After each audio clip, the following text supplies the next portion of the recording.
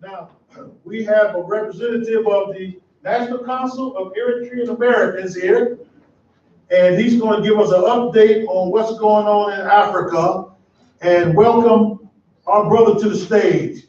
Unfortunately, I cannot pronounce his name. It's kind of difficult since I've been under this colonial education, and this neo-colonial education.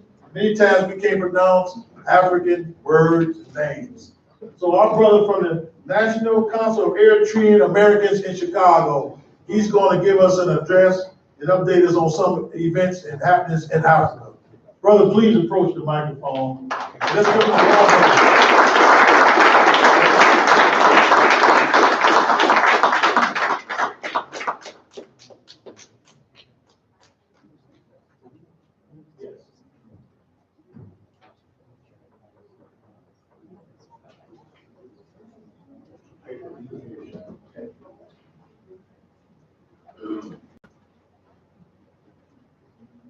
Hello, everybody. Hello. Can you hear me? Yes.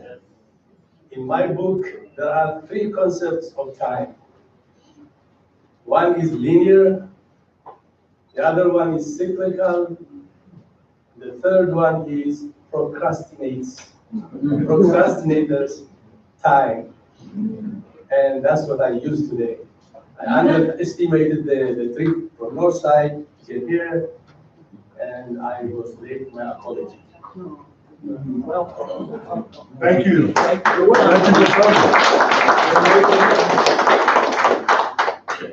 I'm here with brothers and sisters from Eritrea. If you would kindly stand up and so we recognize you. All right.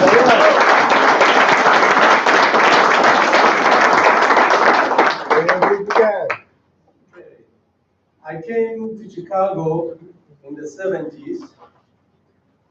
I was living in Hyde Park, just a few blocks from where Operation Push used to be. As a young man, I attended occasionally Saturday meetings. Why am I telling you this?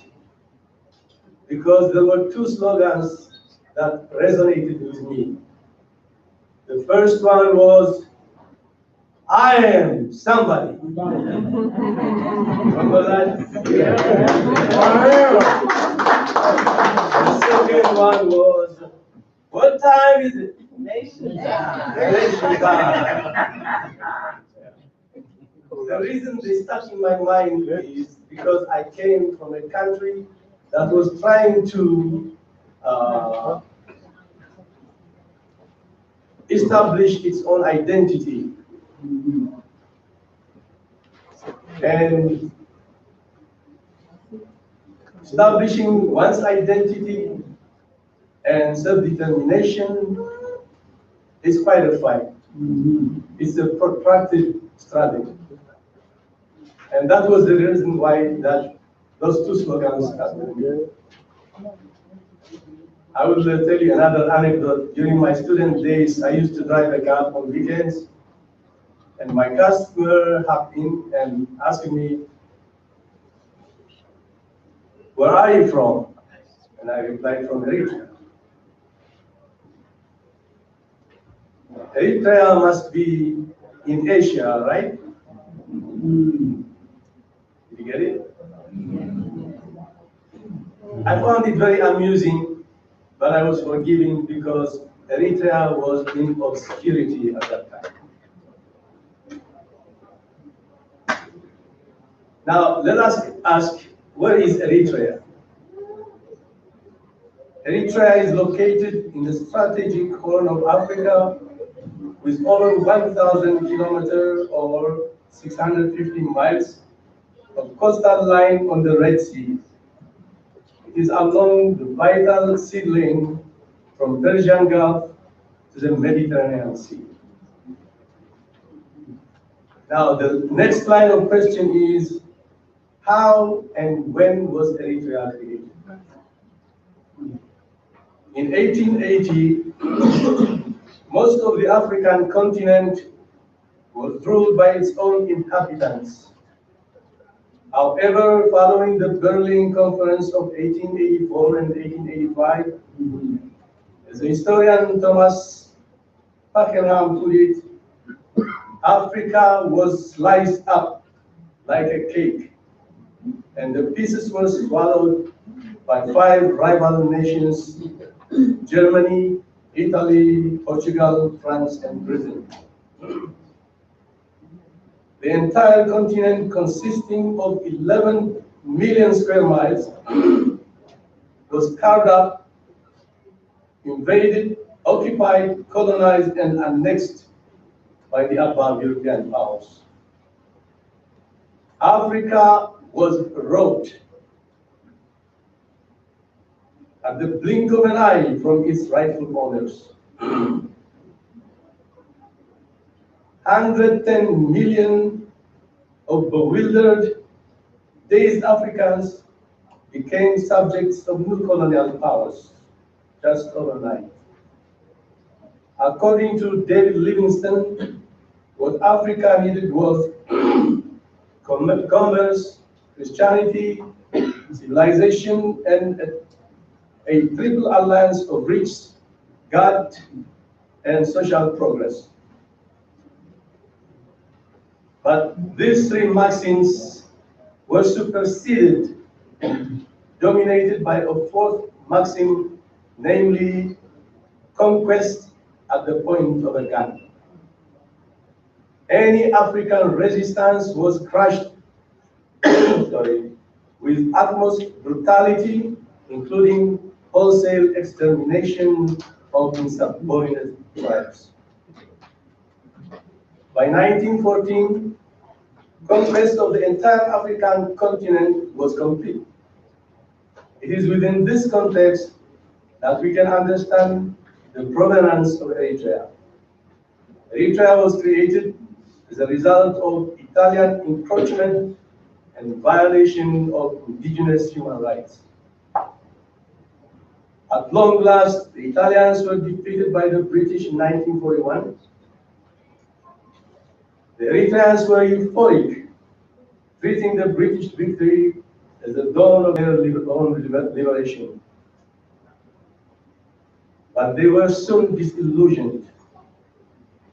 The exuberance of an Eritrean was dampened by the scathing remark of a British soldier, "I didn't do it for you, nigger." This was quoted by Michel Aron.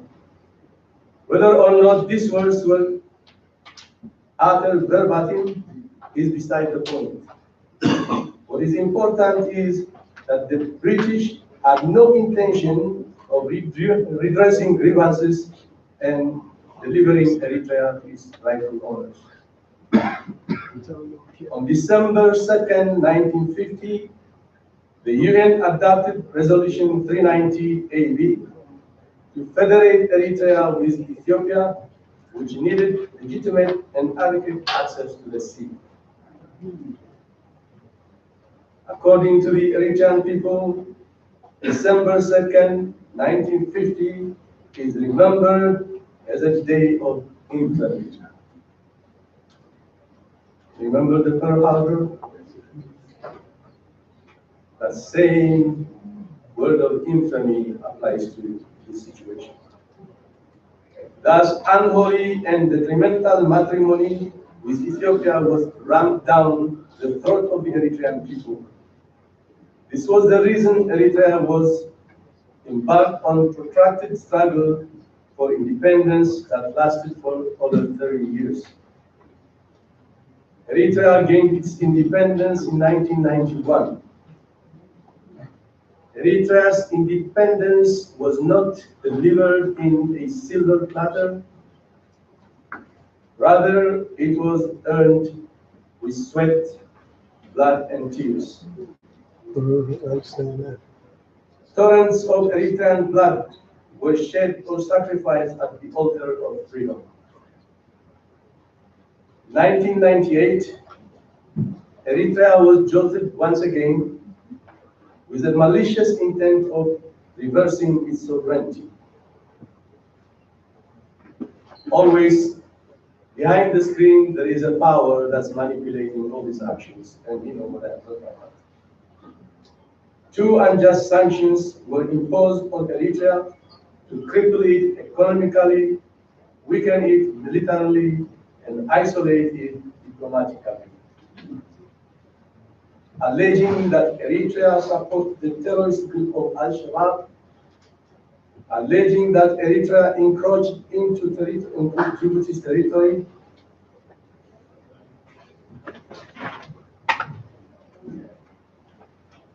and alleging that Eritrea planted a bomb to disrupt the conference of African Union.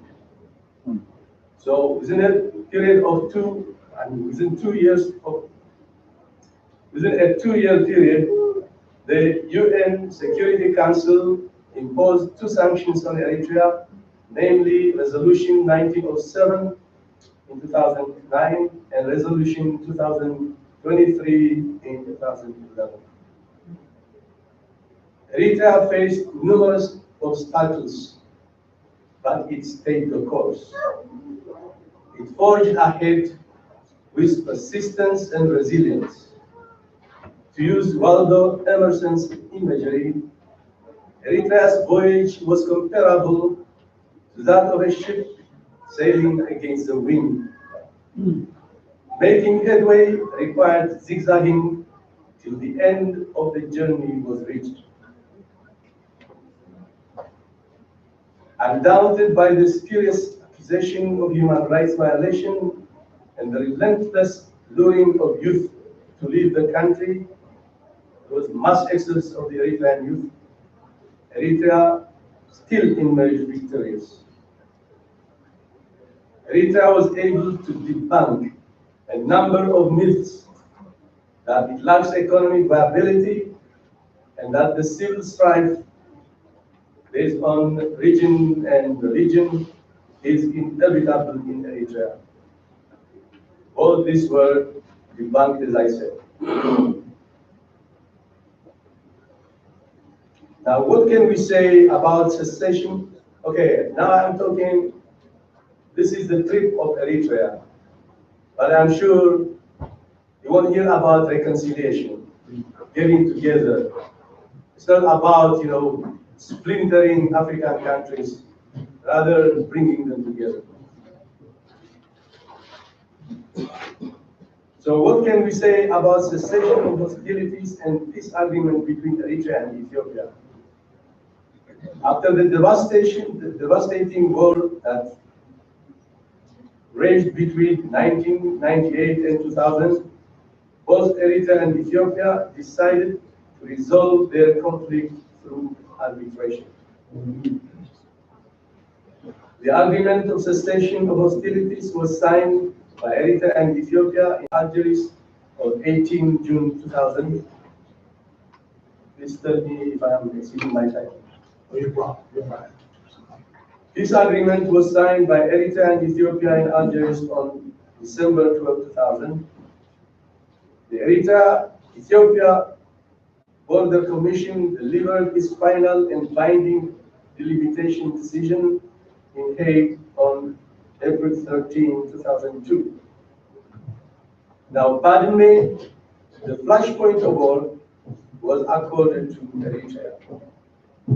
Now, because of this, for the next 17 years, that is until Dr. Abiy Ahmed became Prime Minister of Ethiopia, Ethiopia refused to accept the final and binding delimitation decision. What can we say about joint agreement between Ethiopia and Eritrea that was signed last July 2018? At long last, 2 countries came to an agreement. The first was the state of war between Ethiopia and Eritrea has come to an end. A new era of peace and friendship has been opened.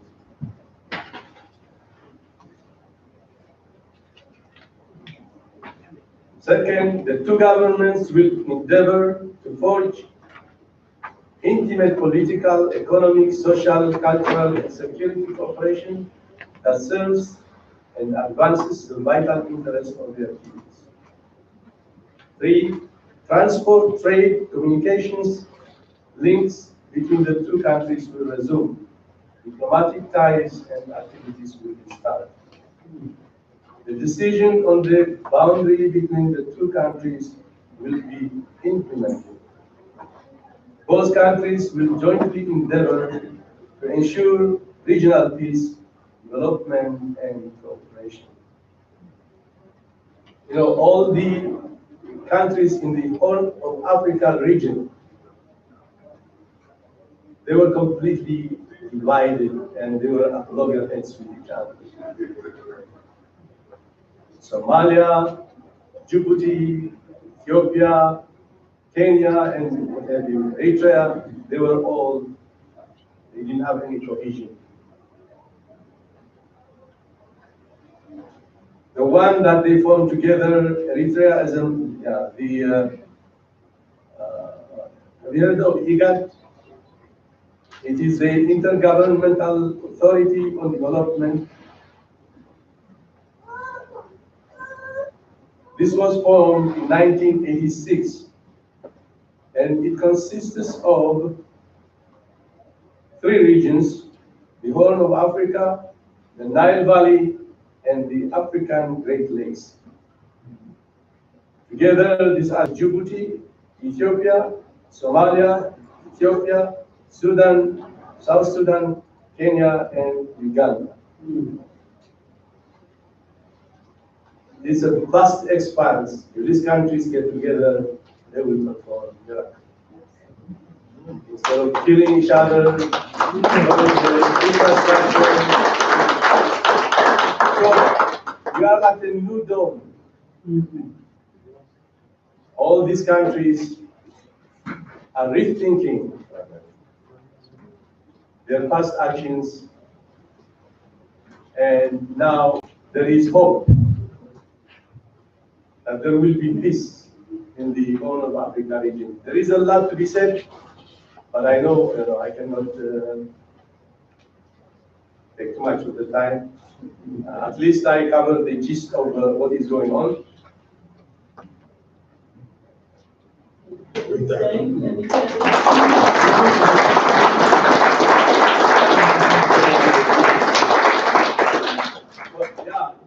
Today we are celebrating Eritrea's independence, and that's the 28th.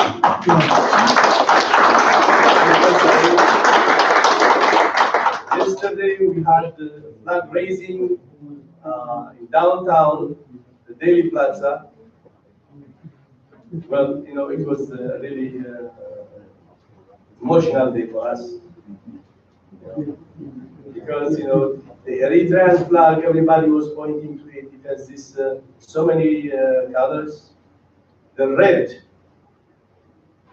it signifies that we shed our blood to secure our independence and our sovereignty.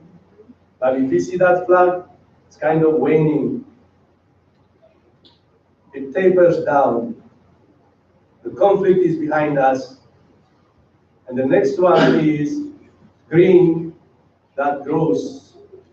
And that is the coming, what do you call the development, agricultural, development, if you will. Eritrea always believed that a country that cannot feed its own people is a failed state. So it's investing in agriculture to feed its own people. And there is a color also. Eritrea is, God bless, it's not a landlocked Eritrea, country. It is along the Red Sea. And it can dip its hands and fish all kinds of marine things, for commercial use and feed its own people. a lot of people are coming from way north, like from Egypt, from Yemen, to fish in the waters of Eritrea. Now, first, what we are saying is, we'll feed our own people first. One last remark I want to do is, in the center of the Eritrean flag, there is a golden or a yellow wreath. And that symbolizes or signifies the harmony, the unity among the various ethnic groups in Eritrea. There are 9 nationalities. And there is another thing that will make our female sisters. There is a gender equality in Eritrea.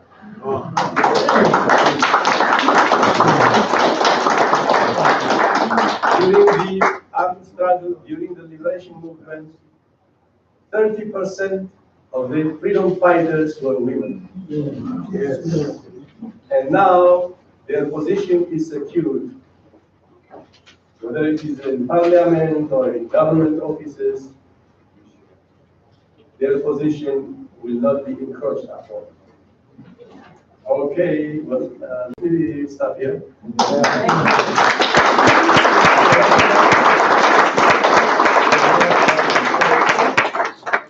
What's your name? Yes. Okay, a lot of people don't dare to say my name for fear of mangling it. Like me.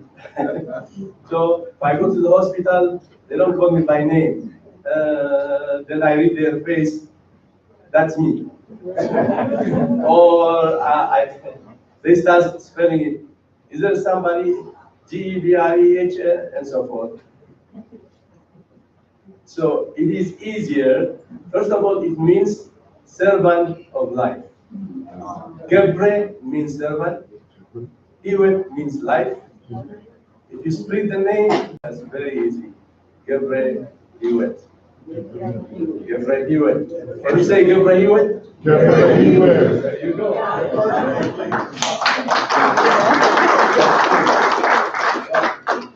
You're indulging me. So my first name is Minreteab. There is a guttural sound, Minreteab. And what that means is, Ab means father or God, and Minret means mercy. Means father's mercy. When I was born, they tell me my mother barely survived giving birth to me. So they said, God looked upon us. That's why we call him the Hajj.